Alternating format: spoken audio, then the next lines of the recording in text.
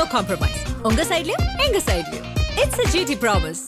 GT Holidays, South India's #1 travel brand.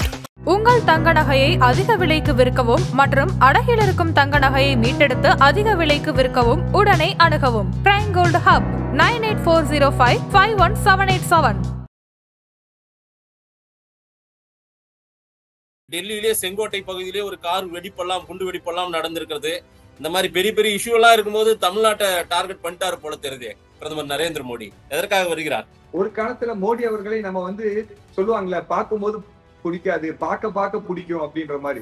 ஆரம்பத்துல நிறைய பேர்த்த மோடியை பார்க்கும்போது பிடிக்காமல் இருந்தவர்களும் இப்ப பார்க்க மோடியை பிடித்து மோடியோட ரசிகர்கள் ஆகக்கூடிய சூழ்நிலை நம்ம பார்த்துட்டு இருக்கோம். எல்லாத்தோடையும் சேர்ந்து எல்லாத்துக்கான வளர்ச்சியும் பார். இது எல்லாரும் சேர்ந்துதான் ஒரு நாட்டை வளர்ச்சி அடைக்க முடியும். அதனால நரேந்திர மோடி அவர்கள் அவருடைய பேச்சு, அவர் கொண்டு போற விதம் இந்திய நாட்டு மக்களுடைய விவசாயிகளோட மனநிலையில மாற்றத்தை ஏற்படுத்தி இயற்கை விவசாயம் இந்தியாவில் பெருகணும். தமிழ்நாட்டில் இருக்க ஸ்டாலின் அவர்கள் எதை கொண்டு வந்தாலும் எதிர்ப்பார். நீட்டு எதிர்க்கிறோம், SIR எதிர்க்கிறோம். நரேந்திர மோடி அவர்கள் என்ன திட்டத்தை கொண்டு வந்தாலும் சரி, கண்மூடித்தனமாக எதையுமே யோசிக்காமல் அந்த திட்டத்தை எதிர்க்கக்கூடிய சூழ்நிலையில் பல்வேறு விவசாயிகள், தமிழ்நாட்டிலிருந்து போன பல்வேறு விவசாயிகள் அதுக்கு போராடினாங்க. என்னுடைய கலெக்டரேட் கிட்ட போய் என்னோட ஒரு கிணத்துக்கடவு ஒரு தொகுதியில மட்டும் 12,000 வாக்காளர்களுக்கு டபுள் என்ட்ரி, அப்பா பேரு ஒரே பேரு, ஒரே அப்பா பேரு, ஒரே ஏஜ், ஒரே அட்ரஸ், இதை மார்க் பண்ணி அது பூத் நம்பர், அவங்களோட வரிசை நம்பரை போட்டு மார்க் பண்ணி கலெக்டரேட்ட கொடுத்தோம். இந்தியாலே ரொம்ப அதிகமான பூத் லெவல் ஏஜென்ட் அதிகமா இருக்கிறது தமிழ்நாடு. அதுலயும் திராவிட முன்னேற்ற கழகத்திற்கு எல்லா பூத்லயும் ஏஜென்ட் இருக்காங்க. அவங்க இப்ப SIR ஒரு பக்கம் எடுத்துட்டு இருந்தாலும் ஒரு பக்கம் ரொம்ப தீவிரமா இதுக்கான வேலையை செய்து கொண்டிருக்காங்க. மக்கள் மனநிலையில மாற்றம் ஏற்பட்டு இருக்கிறது. நிச்சயமாக இந்த தேர்தலில் நம்ம தோல்வி அடைஞ்சிருவோம். அதுக்கு இதெல்லாம் ஒரு காரணமா இப்பவே சொல்லிட்டா, தேர்தல் முடிந்ததற்கு அப்புறம் ஸ்டாலின் அவர்கள் சொல்லுவாரு, இந்த பிஜேபி அதிமுக கூட்டணி எங்களை வெற்றி பெறவில்லை, தேர்தல் கமிஷன் தான் எங்களை தோக்கடிச்சிருச்சு, SIR தான் எங்களை தோக்கடிச்சிருக்குன்றதுக்கு இப்பவே ஒரு பிட்டு போட்டு வைக்கிறது. 143 தொகுதியில பீகார்ல 202 வந்திருக்காங்கன்னா சந்தேகத்தை எழுப்புறாங்களே. எப்படிப்பா இவ்வளவு பெரிய மார்ஜின்? அது 20 வருஷமா நிதிஷ் முதலமைச்சரா இருந்திருக்காரு. அங்க மிகப்பெரிய ஒரு ஆன்டி இன்கம்பன்சி இருந்திருக்கும். திரும்ப நிதிஷ்க்கும் பிஜேபிக்கும் அலைன்ஸுக்கும் போடுறாங்கன்னா அங்க ஏதோ ஒரு உள்ள அரசியல் நடந்திருக்கு, ஏதோ ஒரு சதி நடந்திருக்குன்றாங்களே. நேற்றுக்கு பீகார், நாளைக்கு தமிழகத்துலதான் வரப்போகுது. 234ல 200+ தமிழ்நாட்டை ஜெயிக்க போறோம். நீங்க பார்க்கதானே போறீங்க. அதன் தமிழர்களுக்கு வணக்கம். பல்வேறு துறைகளில் ஆக சிறந்த ஆளுமைகளை சந்தித்து நாம் நேர்காணல் எடுத்து வருகிறோம். அந்த வகையில் மீண்டும் நம்மோடு இணைந்திருக்கிறார் பாரதிய ஜனதா கட்சியின் திரு வசந்தராஜன் அவர்கள். அவரிடம் கேட்பதற்கு நிறைய இருக்கின்ற வாரங்களோடவே கேட்போம். வணக்கம் வசந்தராஜன் அண்ணே. நல்லா இருக்கீங்களா? நலமா இருக்கும். கோயம்புத்தூர்ல இருந்து, பொள்ளாச்சியில இருந்து இணைஞ்சிருக்கீங்க. ரொம்ப நன்றி. நான் உங்ககிட்ட ஒரு பேட்டி கேட்டதுமே உடனடியா கண்டிப்பா பேசிடலாம் அப்படின்னீங்க. ரொம்ப சந்தோஷம். கோயம்புத்தூருக்கு பிரதமர் நரேந்திர மோடி அவர்கள் ஒரு இயற்கை வேளாண் மாநாட்டில் பங்கேற்பதற்காக வர இருக்கிறார். இது ஒரு இயற்கை வேளாண் மாநாடு, அதற்காக வருகை தருகிறார் அப்படின்ற ஒரு பார்வை இருந்தாலும் நல்ல விஷயம். இருந்தாலும் பீகார் தேர்தல் முடிவு ஒரு பெரிய வெற்றி. முடிஞ்சதுமே அந்த தேர்தல் குறித்தான ஒரு பார்வையில அவர் சொல்றாரு, அடுத்து வெஸ்ட் பெங்கால், தமிழ்நாடு, பாண்டிச்சேரி எல்லாம் குறின்னெல்லாம் சொன்னாரு. தமிழ்நாட்டை குறி வச்சிட்டாரா, அதற்காக வராரா அப்படின்ற ஒரு பார்வை இருக்குது. அதனாலதான் இந்த பேட்டி நான் கேட்டிருந்தேன், எதற்காக வராரு அப்படின்ட்டு. ஏற்கனவே பல பிரச்சனைகள் அங்க இருக்குது. டெல்லியிலே செங்கோட்டை பகுதியிலே ஒரு கார் வெடிப்பெல்லாம் குண்டு வெடிப்பெல்லாம் நடந்திருக்கிறது. இந்த மாதிரி பெரிய பெரிய இஷ்யூ எல்லாம் இருக்கும்போது தமிழ்நாட்டை டார்கெட் பண்ணிட்டாரு போல தெரியுது பிரதமர் நரேந்திர மோடி. எதற்காக வருகிறார்? மஞ்சக்காமலை கண்ணு இருக்கிறவங்களுக்கு பாக்குறதெல்லாம் மஞ்சளா இருக்கிற மாதிரி உங்களுக்கு அப்படிதான். பிரைம் மினிஸ்டர் பெரிய விஷனரி பர்சன். அவர் இந்த மாதிரி சின்ன சின்ன இதையெல்லாம் தாண்டி இந்த நாட்டை முன்னேற்ற வேண்டும் என்பதற்கு தான் அதிக முக்கியத்துவம் கொடுக்கக்கூடிய ஒரு நபர். ஏதோ ஒரு வகையில எப்படியாச்சும் இந்த நாட்டை உலகத்துல முதல் நிலை நாடாக மாற்ற வேண்டும் என்பதுதான் அவருடைய முதல் குறிக்கோள். அதுக்கப்புறம் தான் கட்சி, அதுக்கப்புறம் தான் மற்றது எல்லாமே. ஃபர்ஸ்ட் இந்த நாடு தான். இப்ப ஏதோ இந்த தமிழ்நாட்டோட தேர்தலுக்காக அவர் வராரு அப்படின்லாம் நிறைய பேர் நினைக்கிறாங்க. நீங்க இப்ப பேசுனீங்க, உங்களுடைய கேள்வியிலேயே அந்த மாதிரிதான் இருக்கு. அப்படி இல்லை, நான் இந்தியாவில இருக்கக்கூடிய இந்தியா இனி அடுத்தது உலக பொருளாதாரத்துல 2வது முதல் நாடாக போக வேண்டும் என்றால் இந்தியாவில ஃபேஸ் பண்ணக்கூடிய மிக முக்கியமான ஒரு சேலஞ்ச் அப்படின்னா நம்ம இந்த யூரியா போன்ற ஃபெர்டிலைசரை இறக்குமதி பண்றோம் பாத்தீங்களா, அதுதான் இந்தியாவுக்கு இன்னைக்கு இருக்கக்கூடிய மிகப்பெரிய த்ரெட்டா இருக்கு. ஏறத்தாழ 2 லட்சம் கோடிக்கு பக்கத்துல இதுக்காக நம்ம சப்சிடி கொடுக்கணும் விவசாயிகளுக்காக. உடனே நீங்க கேள்வி கேட்டுருவீங்க, விவசாயி தான் நமக்கு சாப்பாடு போடுறாங்க, விவசாயிகள் தான் நாட்டோட முதுகெலும்பு, அவங்களுக்கு செய்யறத நீங்க கணக்கு பாக்குறீங்க, அந்த மாதிரியோட கேள்வி உங்களுக்கு வந்துடும். இன்னும் அந்த மாதிரி இல்லைன்னா இது என்னன்னா, யூரியா இன்னைக்கு ஒரு 45 கிலோ இருக்கு. யூரியாவுடைய விலை வந்து 2300 2400 ரூபா அதோட ஆக்சுவல் பிரைஸ். ஆனா இன்னைக்கு யூரியாவை நாம சப்சிடி பண்ணி 230 ரூபாய் 245 ரூபாய்க்கு கொடுக்கணும். அப்படின்னா 10% தான் விவசாயிகள் அதுக்கான காசை கொடுக்குறாங்க. மீதி 90% இந்திய நாடு, இந்திய அரசாங்கம் அதுக்கான காசை கொடுக்குறோம். அதனால இந்தியாவுடைய பட்ஜெட்ல மிகப்பெரிய ஒரு பங்கு இந்த யூரியா, இந்த ஃபர்டிலைசர் இது எதுவும் இந்தியாவில தயாரிக்கிறது இல்ல. இது வந்து எதுவும் இந்தியாவில கிடைக்கிறது இல்லை. இது எல்லாமே இறக்குமதி பண்ணப்படுது. அதனால நம்ம பல்வேறு நம்ம நாட்டோடைய ஒட்டுமொத்த உழைப்பு இது இறக்குமதி பண்றதுக்காக நம்ம வெளியே கொடுக்கக்கூடிய ஒரு சூழ்நிலை. அப்படியே கொடுத்தாலும் இந்த யூரியா வந்து நல்லதான்னு பார்த்தா நல்லது இல்ல. ஃப்ரீயா இது வந்து 10% காஸ்ட்ல இந்த யூரியா கிடைக்குதுன்றக்கா எல்லாரும் இந்த யூரியாவே அதிகமா போட ஆரம்பிச்சிட்டாங்க. மத்த காம்பினேஷன்ல இருக்கக்கூடிய இதெல்லாம் போடாம, ஃபெர்டிலைசர் போடாம எல்லாருமே இந்த யூரியாவை போட்டு போட்டு போட்டு இதோட உற்பத்தியும், வேளாண்மை உற்பத்தியும் இதனால குறையுது. தேவையில்லாத எக்ஸஸ் யூரியாவை நம்ம மண்ணுல போடுறோம். மண்ணு மலடாயிருது. மண்ணுல இருக்கிற புழுக்கள் எல்லாருமே வந்து மண்புழு உட்பட பல மைக்ரோ ஆர்கானிசம் செத்து போயிருது. அதனால இது நாட்டுக்கு மிகப்பெரிய ஒரு த்ரெட்டா இருக்கு. அதனால எல்லாத்தையும் இயற்கை விவசாயத்துக்கு மாற்ற வேண்டும். எப்படி வந்து இயற்கை விவசாயத்துக்கு மாறினா இந்த இம்போர்ட் ஆன இந்த ஃபெர்டிலைசர் குறையும், நாம வந்து ஆரோக்கியமான பொருட்களை நம்மளால சாப்பிட முடியும் அப்படின்றதுக்காக நரேந்திர மோடி இயற்கை விவசாயத்துக்கு எல்லாத்தையும் மாற்றணும் அப்படின்ற மிகப்பெரிய ஒரு ஆவலோட இன்னைக்கு வந்து தென்னிந்திய இயற்கை விவசாயிகள் சங்கம் இதை நடத்துறேன்னு கேட்டுக்கிட்டோன்னு உடனடியா அக்செப்ட் பண்ணிட்டு எங்க கோயம்புத்தூருக்கு வந்திருக்காரு.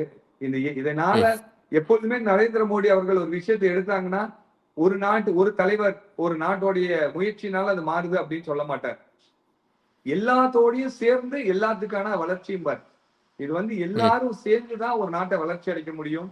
அதனால நரேந்திர மோடி அவர்கள் வந்து அவருடைய பேச்சு, அவர் கொண்டு போற விதம் இந்திய நாட்டு மக்களுடைய விவசாயிகளோட மனநிலையில மாற்றத்தை ஏற்படுத்தி இயற்கை விவசாயம் இந்தியாவில் பெருகணும். அதற்கான முன்னெடுப்புக்கு தான் நாளைக்கு வர்றாரு. நல்ல விஷயம். விவசாயிகள் போராட்டம் டெல்லியில மாத கணக்கில் நடந்தது. அன்னைக்கெல்லாம் அங்க நேராவே போய் உடனே பார்த்திருந்திருக்கலாம். விவசாயிகள் மீதான அக்கறை, அதே போல யூரியா மற்றும் அதிகப்படியான நுகர்வு இருக்கிறது. ஆனால் இயற்கை வேளாண் பக்கமும் திரும்ப வேண்டும்ன்ற அக்கறை எல்லாம் பார்த்த எல்லாம் ஓகே. பார்க்கக்கூடியவங்க வெளியில எதிர்கட்சிகளும் பலவாறு மோடியை விமர்சிக்கக்கூடியவங்களும் பேசுறது, தமிழ்நாட்டுக்கு தேர்தல் இருக்குப்பா, நெருங்கி வருது தேர்தல், அப்படியே ஒரு விசிட் அடிச்சிருவோம், இதை வந்து இயற்கை வேளாண்மை அந்த மாநாட்டில் பங்கேற்பது போல ஒரு அரசியலுக்காக திட்டமிடுகிறார் மோடி அப்படின்ற ஒரு பார்வையை வெளிப்படுத்துறதுனாலதான் இந்த கேள்வியை நான் வைத்தேன். ஆனா இதுல நீங்க பாத்தீங்கன்னா தெரியும், இதுல எந்த அரசியல் நிகழ்ச்சியில வராரு, இந்த இயற்கை விவசாயத்தோட கலந்துகிட்டு திரும்பி போறாரு. பட் எல்லாருமே ஒரு காலத்துல மோடி அவர்களை நம்ம வந்து சொல்லுவாங்கல்ல, பார்க்கும்போது பிடிக்காது, பார்க்க பிடிக்கும் அப்படின்ற மாதிரி. ஆரம்பத்துல நிறைய பேர்த்த மோடியை பார்க்கும்போது பிடிக்காமல் இருந்தவர்களும் இப்ப பார்க்க மோடியை பிடித்து மோடியோட ரசிகர்கள் ஆகக்கூடிய சூழ்நிலை நம்ம பார்த்துட்டு இருக்கோம். நீங்க சொல்லுவீங்க ஜிஎஸ்டி வரி போட்டோன்னா அவர் விக்ரமராஜா வந்து எப்படி இந்த ஜிஎஸ்டி எவ்வளவுலாம் கிரிட்டிசைஸ் பண்ணியிருக்காரு, என்னென்னலாம் பேசியிருக்காரு. ஆனா அவர் வந்து கடந்த 2 நாட்களுக்கு முன்னால நம்ம நிதி அமைச்சருக்கு எப்படி ஒரு மிகப்பெரிய பாராட்டு விழா நடத்தினார். அது மாதிரி நாளைக்கு இந்த நடக்கக்கூடிய இயற்கை விவசாயிகள் கூட, ஒரு பாண்டியன் அவர்கள் கூட பல டைம்ல வந்து கிரிட்டிசைஸ் பண்ணியிருக்காரு மோடி அவர்களை. இப்போ மோடி அவர்களை புரிந்து கொண்டு மோடி அவர்கள் விவசாயிகளுக்கு வருடம் 6000 ரூபாய் கொடுத்து கொண்டிருக்கிறார். விவசாயத்துக்கு பல்வேறு நலத்திட்டங்களை பண்ணியிருக்காரு. அது கிராப் இன்சூரன்ஸா இருக்கட்டும், விவசாயிகளுடைய கிரெடிட் கார்டாக இருக்கட்டும், மண்ணை சாயை டெஸ்ட் பண்றதாக இருக்கட்டும், இயற்கை விவசாயிகளுக்கு ஊக்கம் கொடுக்குவதாக இருக்கட்டும், நரேந்திர மோடி அவர்கள் எதுவாக இருந்தாலும் இது விவசாயிகளோட வளர்ச்சியை தாண்டி ஒட்டுமொத்த நாட்டுடைய வளர்ச்சி. இப்ப நீங்க ஒட்டுமொத்த நாட்டு மக்களுக்கு உணவு தானியங்கள் கொடுக்கிறோம், நாடுகளுக்கு வீடு கட்டி கொடுக்கிறோம், ஏழை எளிய மக்களுக்கு. இதை வந்து இயற்கை விவசாயிகளா மாறினா விவசாயிகளும் நல்லா இருப்பாங்க, அவங்களுக்கு செலவு இருக்காது, மண்ணு நல்லா இருக்கும், நாம சாப்பிடக்கூடிய உணவுப் பொருட்கள் நல்லா இருக்கும், அவங்களுக்கு செலவும் குறைந்து அவங்களுக்கு உற்பத்தி ஜாஸ்தி ஆகும். அதே டைம் இந்த பணத்தை மிச்சம் பண்ணும்போது இன்னும் பல கோடி பேத்துக்கு வீடு கட்டி கொடுக்க முடியும், இன்னும் பல கோடி பேத்துக்கு விவசாய உணவு தானியங்களுக்கு கொடுக்க முடியும், தொழிலுக்கு கடன் கொடுக்க முடியும். இது நாட்டுடைய பேசிய மாற்றும் இந்த இயற்கை விவசாயம். அதுக்காக வராது. நீங்க வந்து இன்னும் கொஞ்சம் நான் டெல்லி விவசாயிகள் போராட்டத்துல அவரு போலையே, சீக்கிரமா மாத கணக்குல போராடினாங்களே, அங்கேயும் ஒரு 8 பார்த்திருக்கலாமே பக்கத்துலன்னு சொன்னேன். நீங்க அதை கடந்துட்டு கோயம்புத்தூர் வர்றதை பத்தியே சொல்லிட்டு இருக்கீங்க. டெல்லி விவசாயிகளுடைய போராட்டம் வந்து விவசாயிகளுடைய நலனுக்காக நரேந்திர மோடி அவர்கள் நிறைய நலத்திட்டங்களை கொண்டு வந்தார். நிறைய பேர் பாத்தீங்கன்னா இந்த தமிழ்நாட்டுல இருக்க ஸ்டாலின் அவர்கள் எதை கொண்டு வந்தாலும் எதிர்ப்பார். நீட்டு எதிர்க்கிறோம், SIR எதிர்க்கிறோம். நரேந்திர மோடி அவர்கள் என்ன திட்டத்தை கொண்டு வந்தாலும் சரி, கண்மூடித்தனமாக எதையுமே யோசிக்காமல் அந்த திட்டத்தை எதிர்க்கக்கூடிய சூழ்நிலையில் பல்வேறு விவசாயிகள், தமிழ்நாட்டில இருந்து போன பல்வேறு விவசாயிகள் அதுக்கு போராடினாங்க. உண்மையால நரேந்திர மோடி அவர்கள் கொண்டு வந்தது விவசாயத்தினுடைய வாழ்வாதாரத்தை உயர்த்துவதற்காக. இப்ப அமெரிக்கா கூட ஏன் நரேந்திர மோடி அவர்கள் சண்டை போட்டுட்டு இருக்காரு? அந்த பொருட்களை, அந்த விதைகளை எல்லாம் இறக்குமதி செய்ய முடியாது. அதுக்கான என்ன பிரச்சனையானாலும் நான் விவசாயிகள் பின்னாடிதான் இருப்பேன். அமெரிக்கா கொடுக்க வேண்டிய எத்தனையோ ஒரு பொருளாதார தடையாக இருந்தாலும் சரி, எனக்கு அதையும் தாண்டி என்னுடைய விவசாயிகள் தான் முக்கியம். நரேந்திர மோடி நிக்கிறார். நீங்க உன்ன போய் நரேந்திர மோடி விவசாயிகளுக்கு எதிராக வந்து பார்க்கல. அந்த மாதிரி கதையெல்லாம் இனி வந்து இந்த கம்பி கட்டுற கதையெல்லாம் இந்திய மக்களும் தமிழ்நாட்டு மக்கள்லாம் இனி நம்ப மாட்டாங்க. SIR நீங்க கூட படிவமெல்லாம் ஃபில் பண்ணிட்டு இருந்தீங்க, உங்க சோசியல் மீடியா பக்கத்துல பார்த்திருந்தேன். அதே போல முகாமெல்லாம் நடத்திட்டு இருக்கீங்க போல.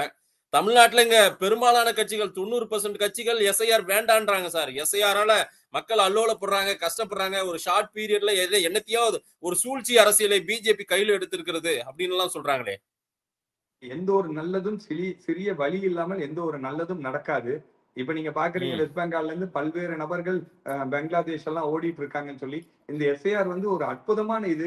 வாக்காளர்களெல்லாம் வந்து நான் கொஞ்ச நாளைக்கு முன்னாடி என்னுடைய கலெக்டரேட் கிட்ட போய் என்னோட ஒரு கிணத்துக்கடவு ஒரு தொகுதியில மட்டும் 12,000 வாக்காளர்களுக்கு டபுள் என்ட்ரி. அப்பா பேரு ஒரே பேரு, ஒரே அப்பா பேரு, ஒரே ஏஜ், ஒரே அட்ரஸ், இதை மார்க் பண்ணி அது வந்து பூத் நம்பர், அவங்களோட வரிசை நம்பரை போட்டு மார்க் பண்ணி கலெக்டரேட்ட கொடுத்தோம். ஒரு சட்டமன்ற தொகுதியில டபுள் என்ட்ரி மட்டும் 12,000 இருக்குன்னா 6,000 போலியாக இருக்கு. இது மாதிரி டெத்து, இந்த 20 வருஷம் டெத்து நீக்கவே இல்லை. வீடு ஷிஃப்ட் பண்ணி போனதெல்லாம் நீக்கவே இல்லை. இருக்க வேண்டிய பல பேருக்கு வாக்காளர் பட்டியல பெயர் இல்லை. வாக்காளர் பட்டியல இருக்கக்கூடியவங்களுடைய பெயர் பல்வேறு பெயர் இருக்கு.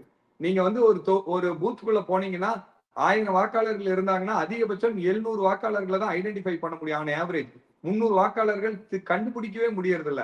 அதனால வாக்காளர் பட்டியல நிறைய குளறுபடிகள் இருக்கிறது. கடைசி SIR வந்து 20 ஆண்டுகளுக்கு மேலா இருக்கு. அதனால அதையெல்லாம் சுத்தப்படுத்தினால்தான் உண்மையான ஜனநாயகம் வரும். போலி வாக்குகள் எல்லாம் ஒழிக்க முடியும். அதனால இந்த SIR வந்து உண்மையாலுமே நல்லது நடக்கும் பொழுது, நம்ம உடம்பு சரியாகும் போது பல்வேறு விதமான வழிகளை நம்ம அனுபவித்தாதான் நல்லது நடக்கும். அது வந்து கொஞ்சம் மக்களுக்கு கொஞ்சம் ஃபில் பண்ணி கொடுக்கறதுல கொஞ்சம் கஷ்டம் இருக்கு. அதுக்கு வந்து எல்லாரும் ஹெல்ப் பண்ணணும். நாம மக்களுக்கு வந்து தாம்பரம் மாநகராட்சி, ஆவடி மாநகராட்சி போன்ற சென்னையினுடைய பிரதான பகுதிகள், முக்கியமான பகுதிகள் இங்கெல்லாம் இங்க சென்னையில பெரும்பாலும் வந்து அர்பன் ஏரியாஸ்லயே வந்து கொடுக்கப்பட்ட ஃபார்ம்ஸ்ல இன்னும் 90% இன்னுமே அவங்க ஃபில் பண்ணி கொடுக்கலன்ற ஒரு பார்வை இருக்கு. மக்கள் ரொம்ப அலுவலப்படுறாங்க. அந்த பிரச்சனை இருக்குது ஃபேஸ் பண்ண. சென்னையிலே இந்த நிலைமைன்னா ஊர் பக்கம் நம்ம கோயம்புத்தூர், எங்க ஊர் தருமபுரி, கிருஷ்ணகிரி எல்லாம் எப்படி இருக்குன்றதுதான் ரொம்ப இதா இருக்குது, வேதனையா இருக்கு கேட்கும் போது. பினிஷ் பண்ணி கொடுக்கறது எப்பவுமே நம்மளுடைய மனப்பான்மை என்ன அப்படின்னு சொன்னா, லாஸ்ட் டேல தான் போய் கொடுப்போம். எதா இருந்தாலும் லாஸ்ட் டே தான். அது தமிழ்நாட்டு மக்கள் பழகிட்டாங்க. டிசம்பர் 30 வரைக்கும் நேரம் இருக்குன்னு சொல்லிட்டு நீங்க கூட ஒன்னும் கொடுத்துருக்க மாட்டீங்க. பாருங்க, உங்களுக்கு தெரிஞ்சிருக்கும். நான் கொடுத்துட்டேன். நிறைய லாஸ்ட் டே தானே 30ஆம் தேதி இருக்கே அப்படின்ற ஒரு இது இருக்கு. இவ்வளவு பேசுற நீங்க உங்க ஆதன் தொலைக்காட்சியில எல்லாம் இந்த SIR ஃபார்மோட முக்கியத்துவம், அந்த ஃபார்ம் எப்படி வாங்குறது, எப்படி ஃபில் பண்றது எல்லாம் நீங்க போட்டு சொன்னீங்கன்னா இன்னும் கொஞ்சம் பயனுள்ளதாக இருக்கும். எப்பொழுதுமே வந்து ஒரு ஆரோக்கியமான விஷயத்த பேசாம நீங்க ஆதனை வந்து தொடர்ந்து நெகட்டிவா பேசுறது ரொம்ப மன வருத்தமா இருக்கு. நீங்க உங்க தொலைக்காட்சியில நீங்க உங்களுடைய விஷயத்துல இந்த ஃபார்மோட நல்லது, இந்த ஃபார்ம் எப்படி மக்களை கஷ்டப்படுத்துற மாதிரி ஏதாவது ஒரு விஷயத்தை கொண்டு வர்றது அது பிஜேபியோட திட்டம். இப்ப ECI எலெக்ஷன் கமிஷன் ஆஃப் இந்தியாவை ஆபரேட் பண்ணி ஏதோ ஒரு அரசியலுக்கு உள்ள அரசியல் இங்க வந்து வாக்குகளை அறுவடை செய்வதற்கான தனதாக்கி கொள்ள பிஜேபி ஏதோ ஒரு திட்டம் போட்டிருக்குன்ற பயப்படுறாங்க. SIRன்ற ஒரு பூதன்றாரு ஐயா ஸ்டாலின் அவர்கள். இப்ப நாளைக்கு வாக்குரிமை கூட போயிடும் போல தெரியுது நமக்கு, நீங்க ஃபில் பண்ணி கொடுக்கலாம் அப்படின்றாரு. என்னன்னா இது கிளாரிட்டியா இருக்கு. இது வந்து பூத் லெவல் ஆபீசர்ஸ் இதை கொண்டு போய் கொடுக்குறாங்க. இந்த ஆபீசர்ஸ் எல்லாம் இன்னைக்கு தமிழ்நாடு கவர்மெண்ட் அவங்களுக்கு கீழே வேலை செய்யற ஆபீசர் தான். இது ஒண்ணு பிஜேபி கண்ட்ரோல் இல்ல ஆபீசர் இல்ல, எல்லாரும் DMK கண்ட்ரோல் இருக்க ஆபீசர்ஸ் தான் இந்த ஃபார்மை கொண்டு போய் கொடுக்குறாங்க. இந்தியாலே ரொம்ப அதிகமான பூத் லெவல் ஏஜென்ட் அதிகமா இருக்கிறது தமிழ்நாடு. அதுலயும் திராவிட முன்னேற்ற கழகத்திற்கு எல்லா பூத்லயும் ஏஜென்ட் இருக்காங்க. அவங்க இப்ப வந்து SIR ஒரு பக்கம் எடுத்துட்டு இருந்தாலும் ஒரு பக்கம் ரொம்ப தீவிரமா இதுக்கான வேலையை செய்து கொண்டிருக்காங்க. நாங்க வேணா ஒரு 2 இடத்துல எங்க ஆதரவான வாக்குகளை மிஸ் ஆகிறது அந்த மாதிரி எல்லாம் விடலாமே தவிர ஒரு திமுக நிர்வாகிகள் கூட அவங்களுடைய ஆதரவான வாக்குகளையோ ஒரு வாக்குகளை மிஸ் பண்றதுக்காக விட மாட்டாங்க. களத்துல ரொம்ப ஸ்ட்ராங்கா தான் DMK வந்து இந்த SIRக்கு வேலை செய்யுது. அப்புறம் என்ன ஸ்டாலின் அவர்களுக்கு பயம்? ஸ்டாலின் அவர்களுக்கு இந்த SIR பார்த்து பயம் இல்லை. ஏன்னா DMK பூத் லெவல் ஏஜென்ட் கண்டிப்பா ஓட்டர்ஸ் எல்லாம் ஆட் பண்ணி கொடுத்துருவாங்க. அந்த இப்ப பிஎல்ஓ ஆபீசர் கவர்மெண்ட் ஆபீசர்ஸ் எல்லாம் டிஎம்கே கீழே இருக்காங்க.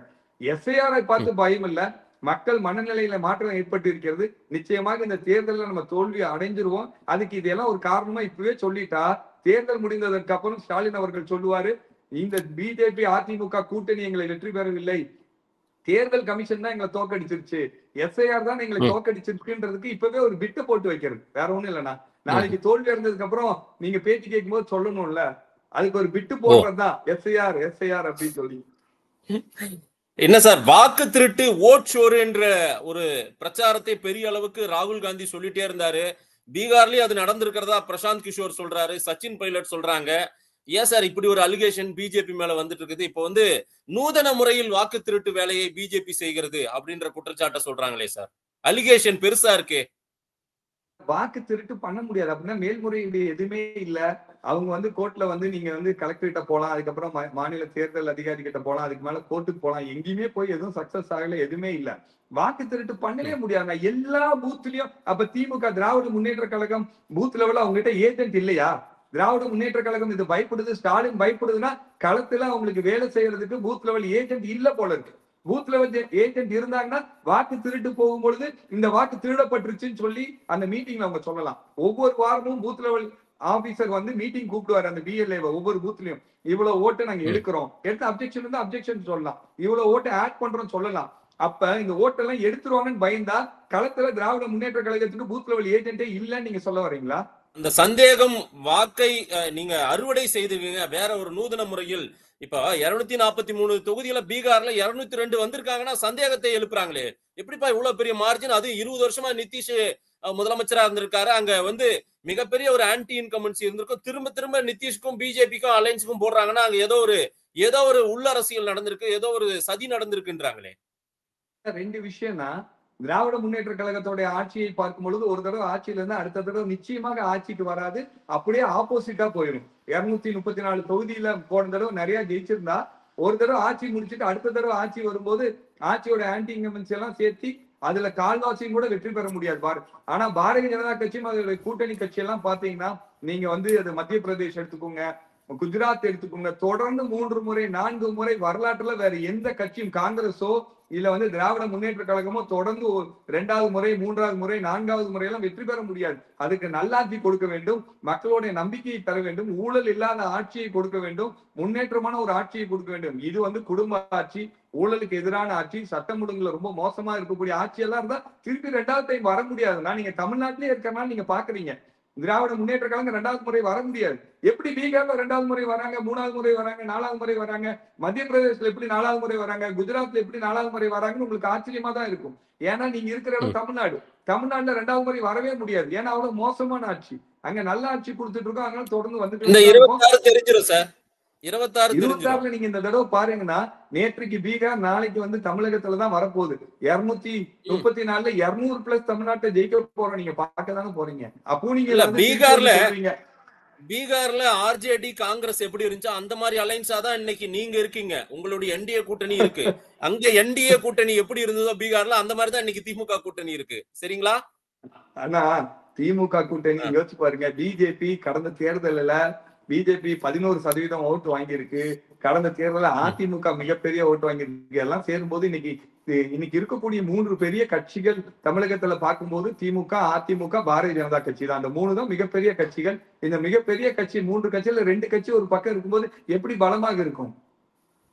எங்களோட பக்கம் தான் பலமாக. அங்க ஆர்ஜேடி காங்கிரஸ் கூட யாரையும் சேராதீங்கப்பா. அந்த பக்கம் வெஸ்ட் பெங்கால்ல மம்தா வந்து இல்ல காங்கிரஸோட வேணாங்க, நான் தனியா நிக்கிறேன்.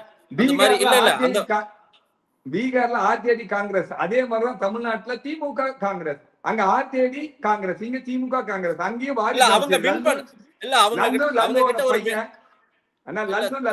வின்னிங் ரேஷியோ இருக்குங்க. வின்னிங் ரேஷியோ இருக்குது. வெற்றி பெறக்கூடிய கூட்டணி அது.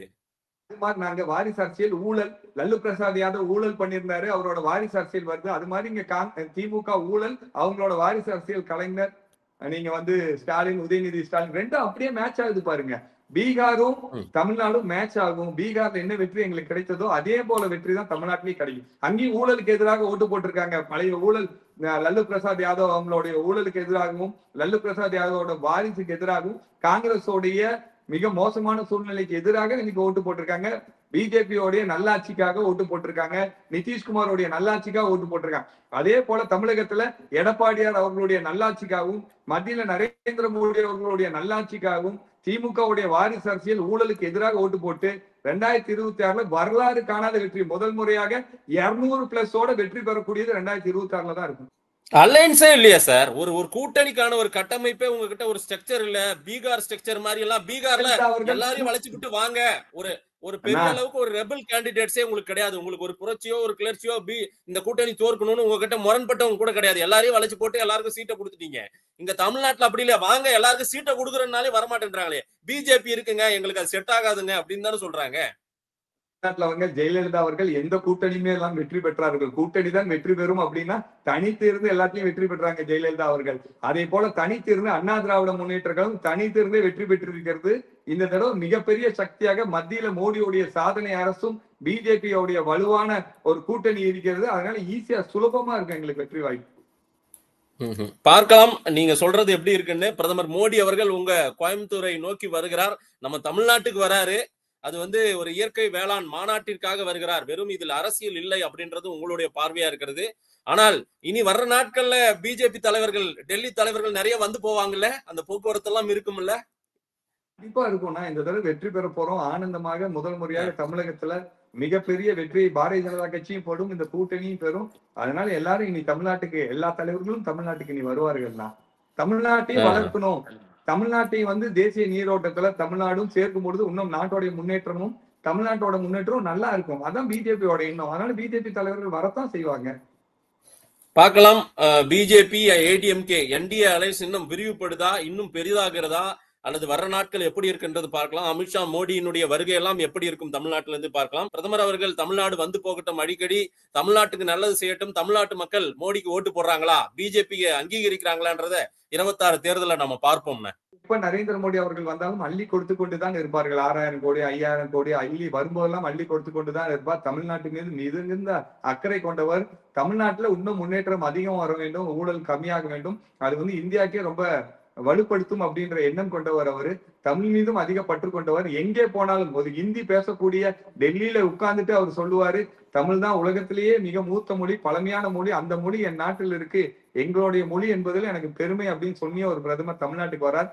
ஒட்டுமொத்த தமிழ்நாட்டு மக்களும் வரவேற்க காத்து கொண்டிருக்கார். அதுவும் விவசாயம்னா கோயம்புத்தூர் தான். ஒவ்வொரு ஊர்ல ஒவ்வொரு விவசாயம் பண்ணுவாங்க. கரும்புனா கரும்பு போடுவாங்க, தென்னைனா தென்னை போடுவாங்க. விவசாயம் கோயம்புத்தூர் அப்படி இல்லை. கரும்பு விவசாயம் பண்ணுவாங்க, தென்னை விவசாயம் பண்ணுவாங்க, திராட்சை விவசாயம் பண்ணுவாங்க, காய்கறி விவசாயம் பண்ணுவாங்க. அது மாதிரி கோயம்புத்தூர் மக்கள் அனைத்து விவசாயிகளையும் பண்ணக்கூடிய விவசாயத்துல மிக தேர்ச்சியானவர்கள், ஞானம் கொண்டவர்கள், சயின்டிபிக்கா ஞானம் கொண்டவர்கள். அங்க இருந்து இந்த வேளாண் இயற்கை விவசாயத்தை ஊக்குவிக்கும் பொழுதுதான் இந்தியா பூரம் அது பறந்தடைய செய்யும் என்ற நோக்கத்தோடு இந்த கோயம்புத்தூர் ஆரம்பிக்கப்படுகிறது.